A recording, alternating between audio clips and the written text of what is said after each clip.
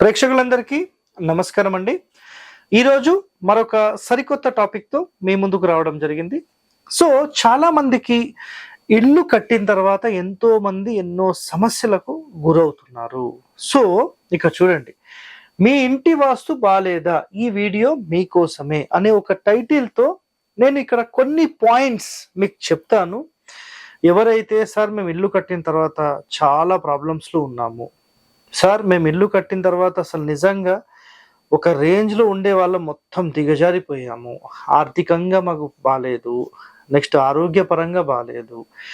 So నిజంగా ఇలాంటి సమస్య మీరు ఏదన్నా ఉంటే 100% ఒక ఎక్స్పర్ట్, ఒక వాస్తు ఎక్స్పర్ట్స్ ఎవరైతే ఉంటారో వాళ్ళ విజిట్ అనేది మీరు తీసుకొని ఇల్లు అనేది చూపించుకోవడం 100% రైట్. బట్ ఎవరైతే సార్ మేము చూపించుకునే పరిస్థితుల్లో కూడా లేము అన్న వారి కోసం ఈ వీడియో, అర్థమైందా? సో ఇక్కడ కొన్ని పాయింట్స్ నేను ఒకసారి మీకు చెప్తాను, నిజంగా అవన్నీ సరిగ్గా ఉన్నాయా లేదా అనేది ఒక్కసారి మీరు చూడండి. సో 100% గనక ఇవి కరెక్ట్గా ఉంటే మీకు కొంత ఉపశమనం అనుకోండి, లేదంటే నేను చెప్పిన పాయింట్స్లో మీకు ఏదైనా తేడాలు ఉంటే నిజంగా మీరు అవి సరి చేసుకోగలిగితే కొంత బెటర్మెంట్ అయితే వస్తుంది. ఓకేనా? సో మొట్టమొదటి పాయింట్, ఒక ఎగ్జాంపుల్లో ఇది నేను ఇక్కడ డైరెక్షన్స్ గురించి ఏమీ చెప్పనండి, నేను జస్ట్ ఒక ఇల్లు చూపిస్తాను అంతే. ఎందుకంటే మళ్ళీ ఒక్కొక్క ఫేసింగ్ ఒక్కొక్కటి చెప్పమంటారు. గుర్తుపెట్టుకోండి ఒకటే మాట, సెప్టిక్ ట్యాంక్ అనేది ఎప్పుడు ఇది ఈస్ట్ అనుకోండి, సౌత్, వెస్ట్ అండ్ నార్త్, తూర్పు, దక్షిణము, పడమర, ఉత్తరం, 4 డైరెక్షన్స్, 4 ఫేసింగ్స్ అనుకుందాం ఊరికే. ఎగ్జాంపుల్లో ఏదైనా ఒక ఫేసింగ్ తీసుకున్నప్పుడు పూర్తి వాయువ్య మూలలో సెప్టిక్ ట్యాంక్స్ నాట్ అలౌడ్, నైరుతిలో నాట్ అలౌడ్. ఇలా మీ ఇంటి లోపల ఉందా లేదా ఒకసారి క్రాస్ చెక్ చేసుకోండి, first point. And second point చూడండి, 90 degrees అన్నాం. మీ ఇంటి లోపల కరెక్ట్గా ఇది 90 degrees వచ్చిందా లేదా, అన్ని మూలలు సరిగ్గా 90 degrees కోణానికి ఉన్నాయా లేదా ఒక్కసారి ఇది చూడండి మీరు. ఇది ఎట్లా గమనించాలి మీరంటే, ఒక రూమ్కి సంబంధించిన ఇక్కడ నుంచి ఇక్కడికి గుర్తుపెట్టుకోండి, ఇక్కడ ఇది కావాలంటే జూమ్ కూడా చేసి చూపించండి. సో ఇక్కడ నుంచి ఇక్కడికి 3 అడుగులు కరెక్ట్గా టేప్ పట్టి ఇక్కడ లైన్ గీసుకోండి. మళ్ళీ ఇక్కడ నుంచి ఇక్కడికి 4 అడుగులు కరెక్ట్ టేప్ పట్టి లైన్ గీసుకోండి. ఈ రెండు చూస్తే సరిగ్గా 5 feet రావాలి. 3 feet, 4 feet, 5 feet, అంటే 3, 4, 5 కరెక్ట్గా ఈ కోణం ఉందనుకోండి, ఒక కోణం పర్ఫెక్ట్గా మీ 90 degrees ఉన్నట్టు. అదేవిధంగా ఈ కోణం చెక్ చేయండి, ఈ కోణం చెక్ చేయండి, ఈ కోణం చెక్ చేయండి. 100% ఈ ఒక్కటి కరెక్ట్ ఉంటే నాకు తెలిసి మిగతా ప్రాబ్లమ్స్ ఉండవు. It's a clear cut word. ఆయాది ప్రకారం ఇది చేసుకున్నారా, సూపర్, వేరే క్వశ్చన్సే లేవు. ఇది అయిపోయిందా? ఇప్పుడు రెండో పాయింట్, సార్ ఇది ఇంటి లోపల చూసినప్పుడు తేడాలు ఉన్నాయి, ఏం చేయాలి? కరెక్ట్గా ఇక్కడి నుండి ఇక్కడికి ఎంత డిస్టెన్స్ ఉందో ఇక్కడ ఈ మొత్తం అంతే డిస్టెన్స్లో మెయింటైన్ చేయాలి. అంటే మీరు ఒక ఇల్లు అనేది కరెక్ట్గా బాక్స్ షేప్లోనే తీసుకోవాలండి. మీ ఇష్టం వచ్చినట్టుగా నేను ఒక చోట ఈశాన్యం పెంచుకుంటా, ఒక చోట వాయువ్యం పెంచుకుంటా, ఒక చోట ఆగ్నేయం పెంచుకుంటా అంటే కాదండి. అక్యురేట్ 100% మీరు పర్ఫెక్ట్గా దీన్ని తీసుకోవాలి. ఇది ఒకటి గుర్తుపెట్టేసుకోండి, అర్థమైందా ఇది? సో ఇది మొదటి సూత్రం. రెండవ సూత్రం కోణ సూత్రము అన్నాం. సో కోణ సూత్రం అంటే మీ స్థలం నైరుతి నుంచి మీ ఈశాన్యానికి ఇలా పట్టినప్పుడు ఈ మూలల్లో ఎలాంటి సంపులు, సెప్టిక్ ట్యాంకులు, వాటర్ ట్యాంకులు, బోర్లు రాకూడదు. ఉందా? 100% ఇది మీకు డ్యామేజ్ చేస్తుంది. ఈ లైన్లో పడద్దు, ఈ లైన్లో పడద్దు, ఈ లైన్లో అసలు ఈ ఏరియాలోనే రావద్దు. సింపుల్ కండిషన్, ఓకేనా? అదేవిధంగా డోర్ ప్లేస్మెంట్ అన్నాం. సో మీరు సరిగ్గా మధ్య ద్వారం పెట్టుకున్నారా, లేదు 3వ స్థానంలో జయంత స్థానంలో పెట్టుకున్నారా, ఇంద్రస్థానంలో పెట్టుకున్నారా? సో ఇక్కడ మీరు గమనించండి, 4వ స్థానమా, 5వ స్థానమా, 3వ స్థానమా, 1, 2 అయితే మనం ముట్టుకోం, అది వదిలేసేయండి.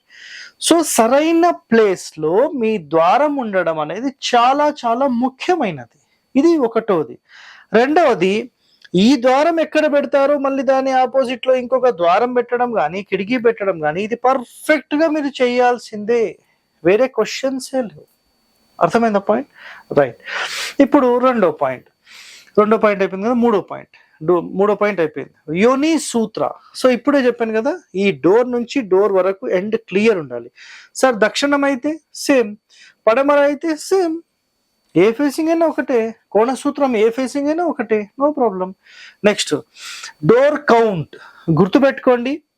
తూర్పు డోర్ పెట్టినప్పుడు పడమర డోర్ పెట్టేసుకోండి, పడమర డోర్ పెట్టినప్పుడు తూర్పు డోర్ ఖచ్చితంగా పెట్టాల్సిందే. దక్షిణం డోర్ పెట్టినప్పుడు ఉత్తరం డోర్ పెట్టేసేయండి, ఉత్తరం డోర్ పెట్టినప్పుడు దక్షిణ డోర్ పెట్టేసేయండి. దీనికి మించిన సూత్రం శాస్త్రం ఇంకా ఏమీ లేదు. సింపుల్ గా చెప్పాలంటే 4 ద్వారాలు ఇల్లు అన్నిటికంటే టాప్. సింపుల్, ఒకటే ఒక స్టేట్మెంట్ అయిపోయింది. డోర్ కౌంట్ లో గుర్తుపెట్టుకోండి, ఈ బయట ద్వారాలు మాత్రమే మీరు ప్రధానంగా క్యాలిక్యులేట్ చేయండి, ఇంటి లోపలవన్నీ సెకండరీ. ఓకేనా? బయట డోర్లు 3 రావచ్చా? రావచ్చు. తూర్పు రావచ్చు, దక్షిణం రావచ్చు, పడమర రావచ్చు, నో ప్రాబ్లం. నెక్స్ట్ దక్షిణము, పడమర, ఉత్తరం రావచ్చా? తూర్పు మళ్ళీ ఖచ్చితంగా ఉండాల్సిందే. సో ఇక్కడ ఈ డోర్ అంటే ఈ 2 ద్వారాలకు ఈ డోర్ కానీ ఈ డోర్ కానీ ఒకటి మ్యాండేటరీ ఉంటుంది. అంటే ఇది ఆడవారి స్థానం, ఇది ఆడవారి స్థానం. మగవాళ్ళు ఎవరైనా ఒకరు ఉండాలి. అర్థమైందా? ఇది ఒకటి ఇంపార్టెంట్. ఈ ఇద్దరి మధ్యలో వీళ్ళు ఉండొచ్చు. అంటే ఈ ఆడ మగ మధ్యలో ఒక మగ వ్యక్తి ఉండొచ్చు, ఆడ వ్యక్తి ఉండకూడదు. ఇక్కడ ఈ ఇద్దరిలో ఆడ వ్యక్తి ఉండొద్దు, ఈ ఇద్దరిలో ఇక్కడ ఆడ వ్యక్తి ఉండొద్దు, మగ వ్యక్తి ఉండొచ్చు. సో ఇట్లా కండిషన్స్ ఉంటాయి. ఆ కండిషన్స్ అన్ని కూడా మనం గతంలో చెప్పిన ఎపిసోడ్స్ లో చెప్పేశాం. నెక్స్ట్ వర్గు అన్నాం. వర్గు అంటే మీ యొక్క ఇంటి లోపల, అంటే ఈ స్థలం మొత్తంలో అసలు మీ ఇల్లు ఈశాన్య ఖండానికి జరిపి కట్టాలా, నైరుతి ఖండమా, ఆగ్నేయ ఖండమా, వాయువ్య ఖండమా, పడమర ఖండమా, దక్షిణ ఖండమా, ఉత్తర ఖండమా, తూర్పు ఖండమా?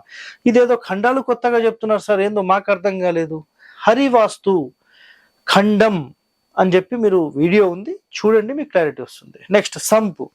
సంపులు ఎప్పుడైనా ఈ కార్నర్లో పెట్టొద్దు అనేది చాలా చాలా important. Next remedy.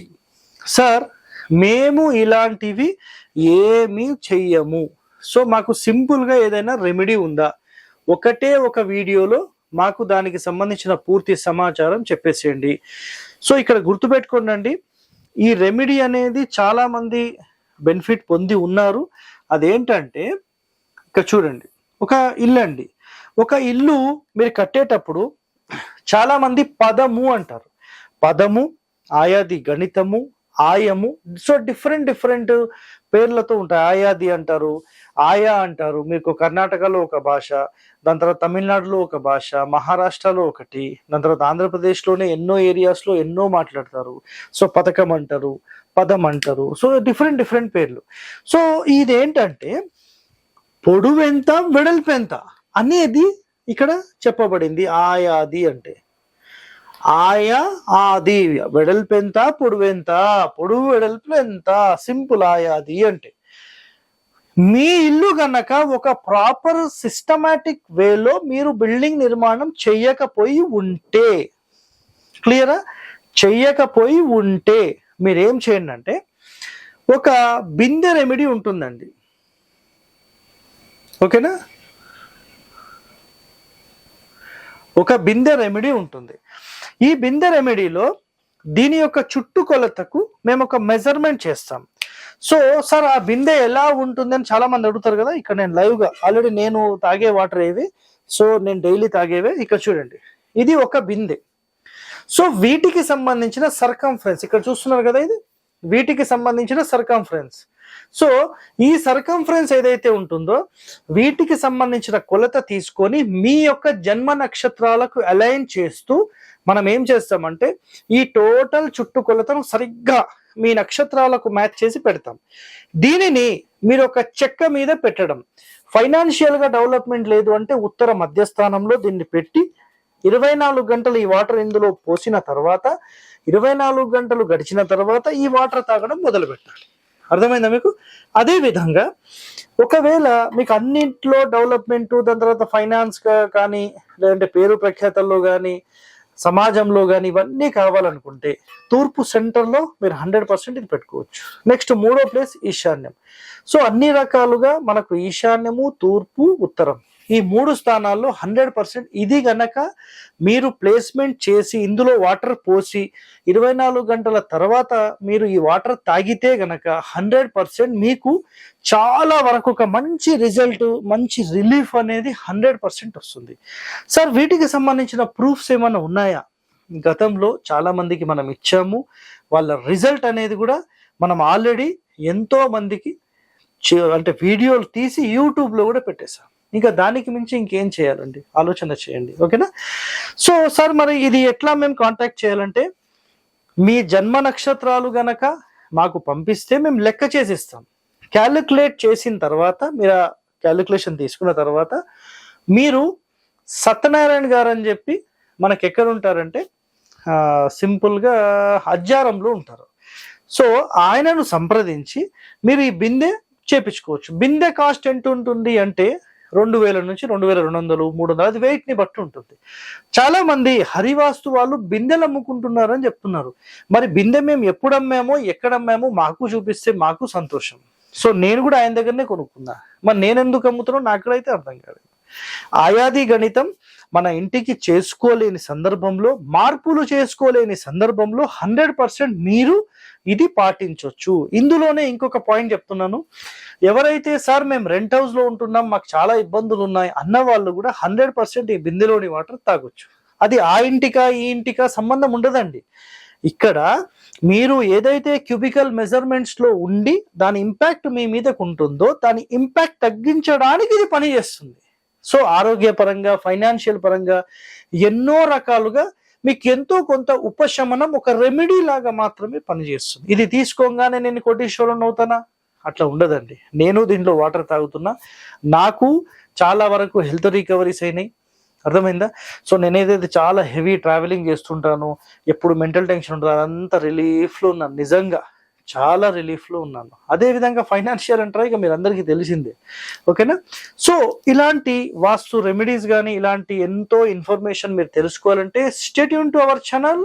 Thank you అండి. ధన్యవాదాలు.